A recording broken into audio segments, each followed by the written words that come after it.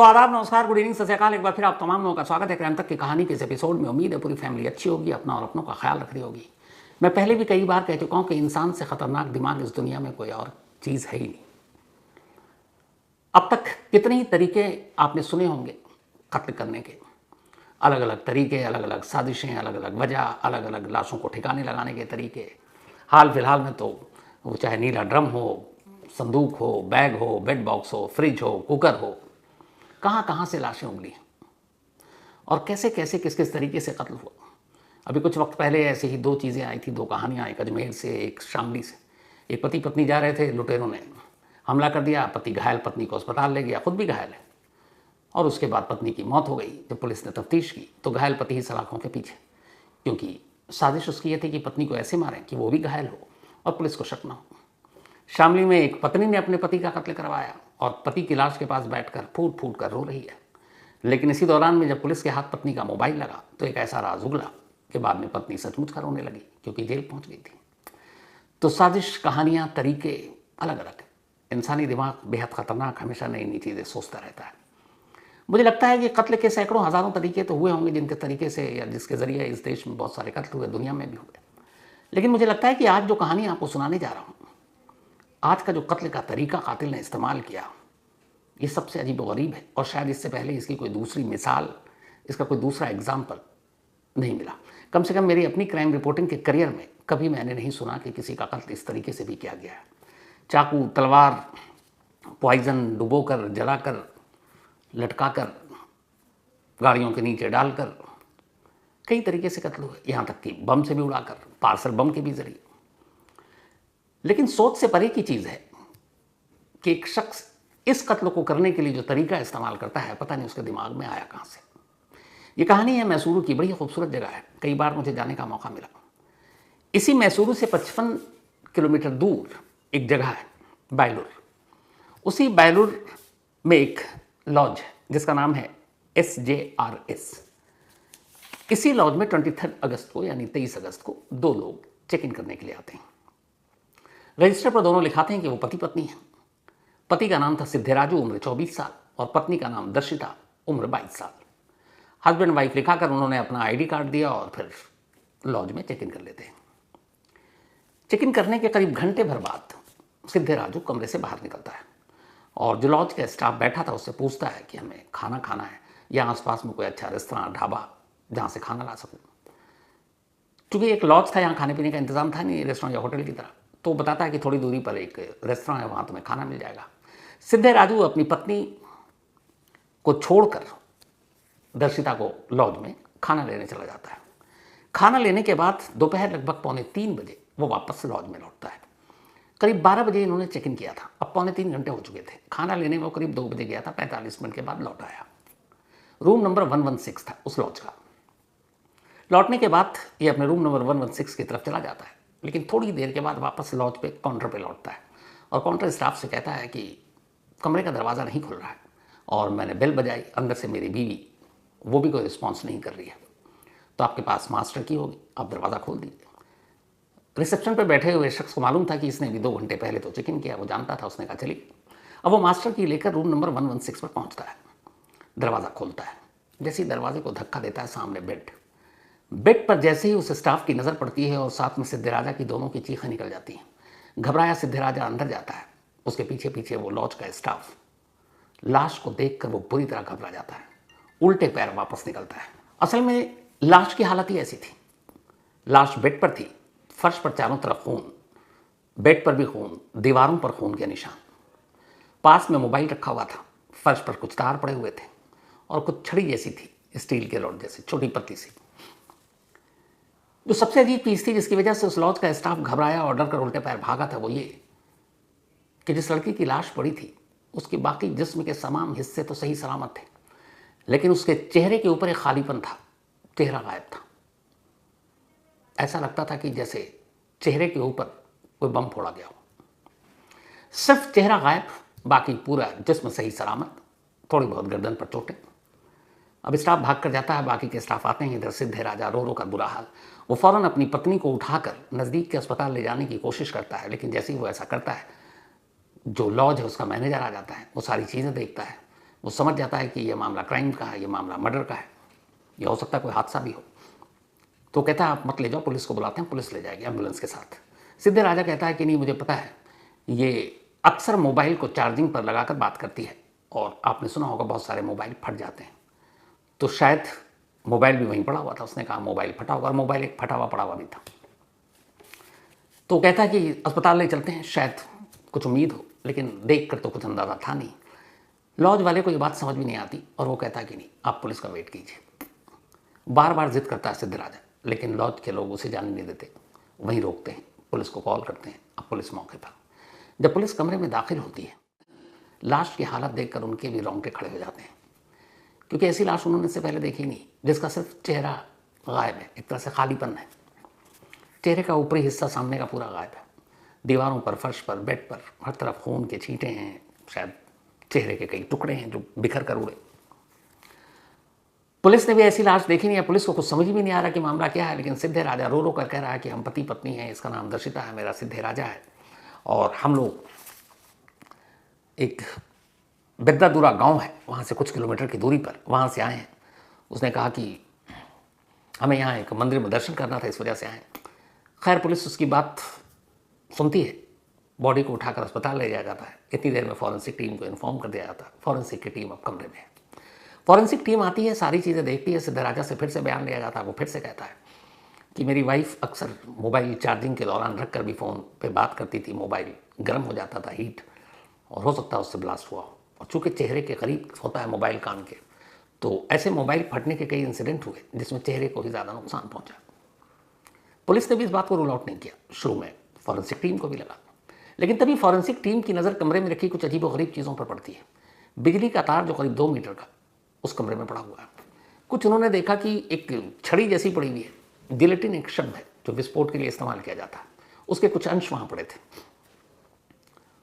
Forensic team को लगा कि इन चीज़ों का क्या मतलब, जिससे ब्लास्ट हो सकता है, लेकिन अभी तक वो इसी ऊहापोह में कि अगर धमाके से या ब्लास्ट से मौत हुई है तो फिर जिस्म के बाकी हिस्सों पर कोई नुकसान क्यों नहीं पहुंचा, सिर्फ चेहरे पर कैसे?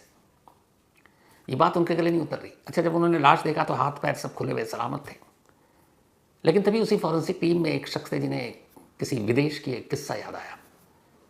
एक शब्द, माउथ ब्लास्ट, यानी मुंह में धमाका करना। अब किसी होशो हवास शख्स के मुंह में बम डालकर आप धमाका नहीं कर सकते, वो विरोध करेगा। तो यहाँ ये कैसे मुमकिन है? खैर पूछताछ जारी थी। ये जो सामान मिले जिलेटिन की छड़ियाँ टाइप जैसी, हालांकि भी फॉरेंसिक रिपोर्ट आनी बाकी है, तब पता चलेगा एक्चुअल में वो एक्सप्लोसिव या विस्फोटक क्या है। लेकिन तफ्तीश हुई उसके बाद अब सीधे सीधे शक के घेरे में सिद्धू राजा आनी पति, क्योंकि कमरे में कोई और था नहीं। अच्छा, वो जब कमरे से बाहर गया था खाना लेने के लिए तो उसने दरवाजे को खींच के बंद किया था, और जो अमूमन होटल में या इस जगह पर दरवाजे होते हैं वो अगर आप एक बार बाहर से लॉक कर दें, मतलब दरवाज़ा बंद कर दें, तो अंदर से लॉक हो जाता है। फिर या तो चाबी से खुल सकता है या अंदर वाला खोल सकता है। तो इसीलिए वो दरवाज़ा लॉक था और मास्टर की से खुला, तो वो सब कुछ ठीक था। लेकिन उसकी बात गले नहीं उतर रही थी कि ये मोबाइल के फटने से हुआ हो। अब फॉरेंसिक की टीम बारीकी से एक चीज़ को ध्यान से देख रही है। उन्होंने कुछ देखने के बाद पुलिस से बात की। अब पुलिस ने तमीज़ से सिद्धे राजा से पूछताछ की। जब सिद्धे राजा से पूछताछ की तो फिर आखिरकार सिद्धे राजा ने कहानी सुनाई। उसने बताया कि असल में दर्शिता उसकी पत्नी नहीं है, उन दोनों ने कभी शादी नहीं की। दर्शिता पहले से ही शादीशुदा है। उसकी शादी केरल के एक नौजवान से हुई और उसका एक बच्चा भी है। लेकिन दर्शिता की शादी से पहले से ही वो दोनों एक दूसरे को प्यार करते थे, शादी करना चाहते थे। लेकिन दर्शिता के घर वालों ने उसके साथ उसकी शादी की नहीं, क्योंकि दोनों का अफेयर शादी से बहुत पहले से था। शादी होने के बाद वो केरल चली गई। कुछ वक्त पहले वो वापस मायके लौटी थी, मैसूरू से 55 किलोमीटर दूर जो गांव है बायलूर। तो उसने कहा जब वो आई तो फिर उससे मिले। उसने कहा कि देखो, लंबा इंतज़ार हो गया, तुम अपने पति को छोड़ दो और मुझसे शादी कर लो। चूँकि इनका अफेयर कई बरस रहा था, लेकिन बार बार दर्शिता यही कहती थी कि नहीं, अब तुम हमें भूल जाओ, मेरी शादी हो चुकी है, एक बच्चा भी है। लेकिन सिद्धे राजा उसे मनाने की कोशिश करता रहा। 23 अगस्त को उसने का आखिरी कोशिश करने का फैसला किया। उसने कहा कि चलो एक मंदिर में दर्शन करने के लिए चलते हैं। वो उसको लेकर निकलता है। वो झूठ बोलकर घर से निकलती है कि मुझे किसी सहेली के यहाँ जाना है। उसके बाद वो पूरे रास्ते उससे बात करता है और उसे समझाता है कि तुम शादी कर लो, मैं तुम्हारे बिना जी नहीं पाऊंगा। लेकिन दर्शिता तैयार नहीं होती। सिद्धे राजा को मालूम था कि ये शादी करने के लिए तैयार नहीं होगी, लेकिन वो एक चांस ले रहा था, वरना उसके पास एक प्लान बी था। उसने कहा अगर ये तैयार हो गए तो ठीक, वरना फिर प्लान बी पे अमल करेंगे। उसने एक बॉम्ब बनाया, एक ऐसा बॉम्ब जिसको मुंह पर रखकर या मुंह के अंदर डालकर और उसको मोबाइल से कनेक्ट करे और डिटोनेट करे और वो फट जाए। लेकिन वो बम इतना बड़ा हो कि बहुत ज़्यादा नुकसान ना पहुंचे। उसे पता था कि अगर मुंह के अंदर बॉम्ब रखेंगे तो वैसे ही जान चली जाएगी, लेकिन धमाके की आवाज़ भी ज़्यादा नहीं होनी चाहिए। उसने ये बम तैयार किया, आखिरी वक्त तक दर्शिता को समझाता रहा। दर्शिता अपनी जिद पर अड़ी रही। इसके बाद वो उसको इसी लॉज में लेकर जाता है। वहाँ जाने के बाद फिर समझाता है, दर्शिता फिर नहीं मानती। करीब घंटा भर हुआ होगा इन दोनों को लॉज में कमरे में अकेले रहते हुए, रूम नंबर 116। जब सिद्धे राजा को अब यकीन हो जाता है कि दर्शिता उससे शादी नहीं करेगी, तब वो प्लान बी को अमल में लाता है।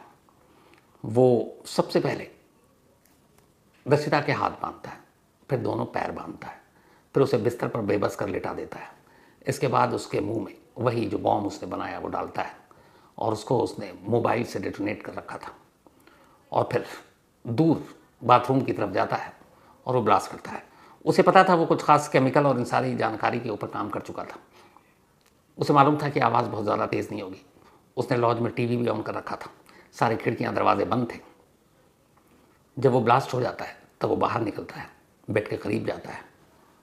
चूँकि मुंह में बॉम्ब था इसलिए दर्शिता का पूरा चेहरा उड़ चुका था, सांसें थम चुकी थी, पर कमरे में धुआं था। फिर उसने खिड़की खोली, धुआं बाहर निकला। इसके बाद बड़ी खामोशी से वो बाहर निकलता। उसे पता है दरवाज़ा बाहर से लॉक हो जाता है। बाहर निकलने के बाद वो रिसेप्शन पे जाता है। लॉज बहुत ज़्यादा बड़ा नहीं था, कुछ ही लोग होते हैं। वहाँ जाकर वो पूछता है कि हमें खाना खाना है, आसपास में कोई रेस्टोरेंट। वो बताता है और फिर वो खाना लेने चला जाता है।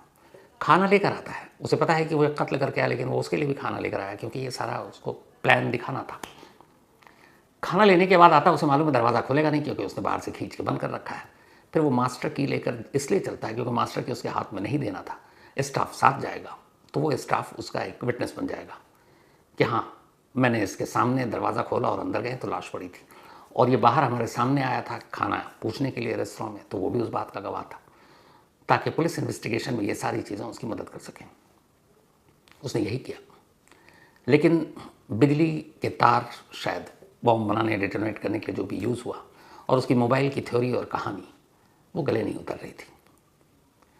मौके से जो कुछ भी मिला है उसे फॉरेंसिक टीम ने लैब में भेज दिया। ये जांच की जा रही है कि आखिर ये किस तरह का एक्सप्लोसिव या विस्फोटक था, इसे कैसे बनाया गया और इसको कैसे यूज़ किया गया, कैसे डिटोनेट किया गया, मतलब कैसे इसमें धमाका किया गया।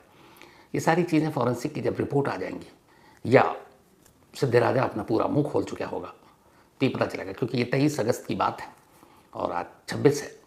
तो हो सकता है अगले कल तक की कहानी पूरी डिटेल आ जाए कि आखिर ये बम का माजरा क्या, उसने कैसे बनाया, और ये माउथ बम का कंसेप्ट या आइडिया उसके दिमाग में आया कहाँ से, क्योंकि इस तरह का तरीका इससे पहले देश में किसी कत्ल के लिए इस्तेमाल नहीं किया गया। दर्शिता के घर वालों को जब इसकी जानकारी दी गई तो उन्होंने कहा कि हमें कभी पता ही नहीं था कि इन दोनों के बीच में अफेयर है, और हमें तो वो ये कहकर निकली थी कि किसी सहेली के यहाँ जाना है, और हमें ये मालूम नहीं था कि ये दोनों इस लॉज में हैं। फिलहाल सिद्धे राजा पुलिस कस्टडी में है, पुलिस उससे पूछताछ कर रही है, और फॉरेंसिक टीम इस जुगत में लगी हुई है कि इस माउथ बम की जो मिस्ट्री है, हकीकत है, ये क्या है, इसकी सच्चाई सामने लाए। जो भी इसमें अपडेट होगा, फॉलोअप होगा और ये सारी जानकारी सामने आएगी इस रहस्यमय बम की, तो आप तक ज़रूर पेश करूँगा।